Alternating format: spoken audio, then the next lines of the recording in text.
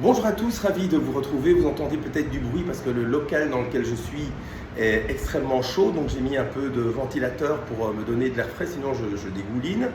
Voilà, donc ça c'est le premier point. Deuxième point, je voudrais vous remercier pour vos remarques très à propos, parce que parfois, par manque de script ou des scripts à moitié, eh bien je bafouille, et donc j'avais effectivement parlé d'ordination de cardinaux alors qu'il s'agissait de sacre d'évêques à Icône. Donc merci pour la personne qui a souligné ça dans les commentaires, et je vous en supplie, allez-y, likez non seulement les vidéos mais commentez mes vidéos, et si jamais vous aimez mes vidéos, eh bien partagez-les avec d'autres, parce que moi je ne fais pas ça pour m'amuser, je ne fais pas ça parce que j'aime bien, j'ai envie d'être une vedette, non pas du tout, je fais ça parce que j'ai reçu un appel du Christ pour convertir les âmes. Voilà. Et à mon humble niveau, je fais un truc tout petit, vraiment qui ne me prend pas trop de temps, où je dis ce que le Seigneur me met dans le cœur, dans la tête, et que j'exprime.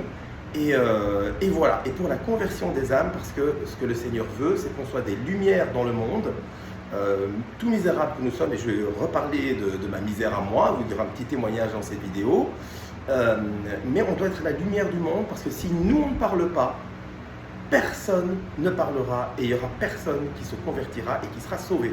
Donc voilà, moi à mon niveau je le fais, et donc si vous pouvez partager à des gens, ils vont même rigoler, hein, mais c'est qui ce black là qui parle du bon Dieu, c'est pas grave, voilà, vous envoyez, vous partagez, et puis advienne que pourra selon la volonté divine. Donc ça c'était mon deuxième point. Troisième point, et c'est le sujet de cette vidéo, les amis, et c'est pour ça que je fais cette vidéo, parce que nous sommes dans des temps eschatologiques, donc la fin des temps. Rome a perdu la foi. Donc, je vous disais la fois dernière que j'étais excommunié, je disais ça un petit peu en rigolant, parce qu'on va revenir sur ce point bien sûr, mais Rome a perdu la foi. Si le cardinal Fernandez et le pape Léon XIV, pour lesquels nous prions et nous avons de l'amour, et c'est pour ça que nous prions pour eux, pour qu'ils viennent à changer, à se convertir eux aussi, s'ils en sont arrivés à ces extrémités, ça veut dire qu'ils ont perdu la foi. Parce que sinon, ils n'auraient jamais fait ça. Alors pourquoi je prétends qu'ils ont perdu la foi? C'est parce qu'on est arrivé à ce schisme. Ce schisme qui a été prédit par les apparitions de Fatima, la Salette, Akita. Il y aura une séparation dans l'Église, Satan atteindra les sommets de l'Église, donc la papauté, et Rome perdra la foi. C'est ce qui est dit dans ces apparitions reconnues par l'Église. Alors ce schisme, d'où vient-il? Eh bien, vous savez, c'est la fraternité Saint-Pédis qui inquiète de l'avenir du monde au niveau des âmes. Des gens a adressé une lettre au pape en disant, écoutez, il y a une nécessité pour nous d'être sûrs de certains points, en fait qu'on peut résumer en 4 points. Premier point, Saint-Père, eh bien, il n'y a qu'une seule Église, c'est l'Église catholique fondée par Jésus-Christ. Deuxième point, Saint-Père, et vraiment, vous êtes pour nous le Saint-Père, c'est le pape qui détient l'autorité de l'Église, qui est vraiment le vicaire du Christ. Nul autre que le pape qui détient la tradition. Troisième point, l'Eucharistie, Saint-Père. Saint-Père, l'Eucharistie, ce n'est pas un repas de famille.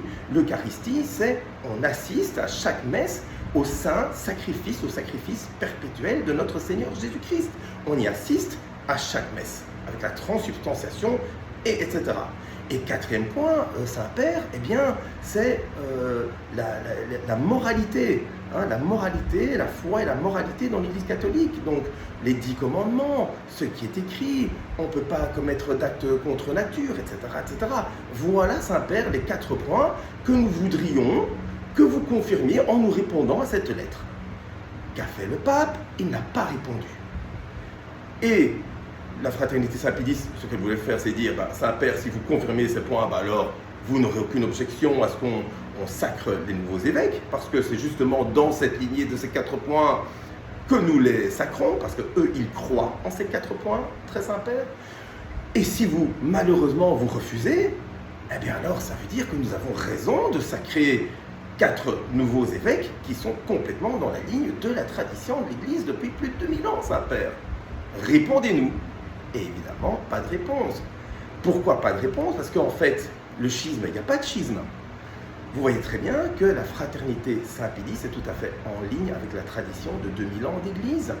avec la messe perpétuelle et avec toutes ces traditions et doctrines que nous avons depuis des millénaires. Bon, le schisme, il vient de ce que, en réalité, la nouvelle Rome veut que tout le monde adhère au principe de Vatican II et ses erreurs.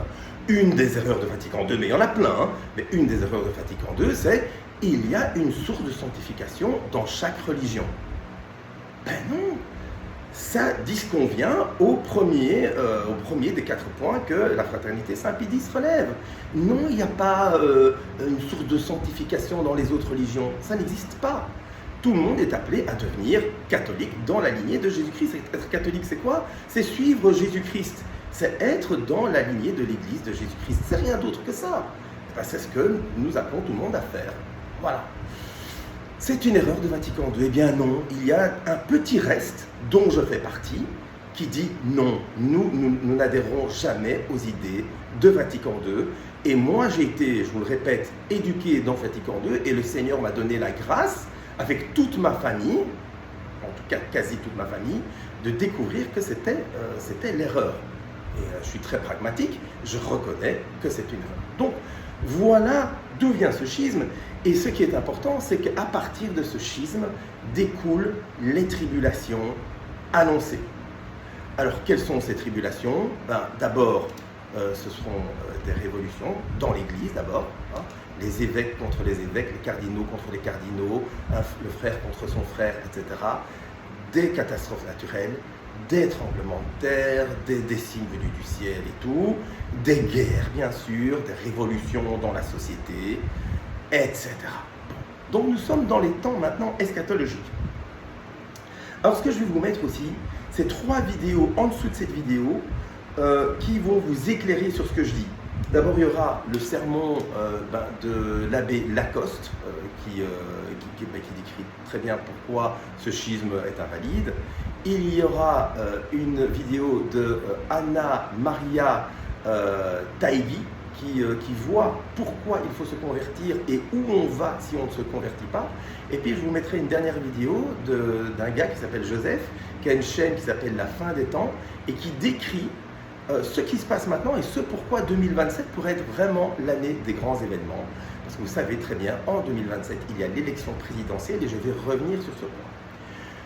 Mais donc, nous sommes maintenant dans ce temps eschatologique avec tout ce que je viens de vous décrire et qui a aussi été annoncé dans les prophéties, mais dans les apparitions mariales, reconnues par l'Église, encore une fois, de Fatima, de la Salette, de Akita, où on dit, voilà, il y aura des catastrophes comme l'humanité n'en aura jamais connues. Jamais. Pire que le déluge, pire que Sodome et Gomorrhe, pire que tout ça, ce sera l'horreur. Et vous savez quel est, parce que je parlais de Macron, vous savez quel est l'agenda de Macron. Macron qui, soit dit en passant, a des difficultés matrimoniales, sa situation matrimoniale est loin d'être claire, je ne vais pas aller dans les détails. Il a un agenda, il a été déjà 2 fois président français, on a vu en 10 ans ce qu'il a fait de la France, et maintenant son objectif, c'est plus d'être président de la France, c'est de rester au pouvoir, mais de rester dans un pouvoir d'une Europe fédérale. Comment arriver à une Europe fédérale? Eh bien, c'est en créant la guerre qu'il est en train de préparer. Et l'agenda du général à la tête de l'état-major français, c'est de se préparer à une guerre de haute intensité avec la Russie. Ce truc arrive pour 2027. Alors, je ne suis pas, moi, prophète, mais tout indique, c'est l'élection présidentielle. Le président Macron, il ne s'en cache pas à ce clair agenda qu'il a donné donc à son général, et donc il se prépare pour ça. Et d'ailleurs, le défilé du 14 juillet, eh bien, il y aura 500 soldats majoritairement européens, pour souligner que c'est plus le 14 juillet la fête nationale française, mais européenne en réalité, et puis il y aura 25 soldats ukrainiens. Alors que vous savez que Zelensky a appelé une de ses sections d'élite militaire du nom d'une section d'élite nazie. Et si vous ne croyez pas, eh bien regardez dans la presse, c'est dans les médias mainstream, de sorte que même l'Union européenne qui supporte, donc qui soutient Zelensky, a condamné Zelensky sur ce point. Donc, pour vous dire où on en est. Hein. Donc nous sommes vraiment dans ces derniers temps. Donc les amis, je vais vous dire, alors je parle de relativisme, Le relativisme, vous et moi, nous sommes les premiers relativismes. Chaque fois que nous péchons, nous sommes dans ce relativisme. Il y a une loi qui va passer le 15 juillet en France, qui est la loi sur l'euthanasie, hein, l'aide à mourir, comme ils disent. C'est du relativisme. Ah, bah alors certains diront, oui, oui, et je connais des catholiques qui disent ça. Ah non, non, moi je suis contre l'euthanasie, mais bon, si la personne souffre trop, il faut laisser, hein, etc., etc. Nous sommes les premiers relativistes, et voyons voir ce que le Seigneur Jésus-Christ dit à ce niveau-là, par Saint Jean, dans l'Apocalypse. Alors, Apocalypse de Saint Jean, chapitre 3, Laodicée. Parce qu'il y a 7 églises dans l'Apocalypse, et donc nous sommes au moment de la dernière église qui s'appelle Laodicée. Je vous le lis. À l'ange de l'église de Laodicée écrit, « Ainsi parle l'Amen, le témoin fidèle et vrai, le principe de la création de Dieu. Je connais ta conduite, tu n'es ni froid ni chaud. Que n'es-tu l'un ou l'autre? Ainsi, puisque te voilà tiède, ni chaud ni froid, je vais te vomir de ma bouche. Tu t'imagines... riche, me voilà riche, je suis enrichi et je n'ai besoin de rien. Mais tu ne le vois donc pas, c'est toi qui es malheureux, pitoyable, pauvre, aveugle et nu. Aussi, suis donc mon conseil, achète chez moi de l'or purifié au feu pour t'enrichir, des habits blancs pour t'en revêtir et cacher la honte de ta nudité, un collier enfin pour t'en oindre les yeux et recouvrer la vue. Ceux que j'aime, je les semonce et les corrige. Allons, un peu d'ardeur et repens-toi. Voici, je me tiens à la porte et je frappe. Si quelqu'un entend ma voix et ouvre la porte, j'entrerai chez lui pour souper, moi près de lui et lui près de moi. Le vainqueur, je lui donnerai de siéger avec moi sur mon trône, comme moi-même, après ma victoire, j'ai siégé avec mon Père sur son trône. Celui qui a des oreilles, qu'il entende ce que l'Esprit dit aux églises. Voilà ce que notre Seigneur Jésus-Christ nous dit. Chaque fois que nous péchons, les amis, nous sommes tièdes et il veut nous vomir de sa bouche. Et donc ce qu'il dit, c'est repens-toi, reviens chez moi, je suis à la porte. Et je frappe, va donc au sacrement de l'Eucharistie, au sacrement de réconciliation, et puis l'Eucharistie, si vous voulez, une fois que vous êtes confessé. Mais va d'abord te réconcilier avec moi, va avouer avec beaucoup d'humilité tes fautes, tes limites, il le dit, notre misère. Va l'avouer, et puis je viendrai souper chez toi. Et ça, c'est vraiment l'Eucharistie. Toi avec moi et moi avec toi. Voilà. Et c'est ce à quoi notre Seigneur Jésus-Christ nous appelle maintenant, les amis. Et vous voyez que ce relativisme, nous le vivons non seulement dans l'Église, mais dans le monde, dans le politique, dans la société. Cessons d'être relatifs et soyons vrais. C'est pour ça que Jean-Baptiste est mort, je vous l'ai dit. C'est pour ça que Jésus-Christ est mort. C'est pour ça que tous les martyrs de l'Église catholique sont morts. C'est parce qu'ils étaient droits et ils n'avaient qu'un seul visage. Vous pouvez aller lire dans l'Ancien Testament les aventures de Daniel. Daniel où Nabuchodonosor lui dit écoute, adore-moi, mange mes plats, etc. Il dit non, je ne le ferai pas.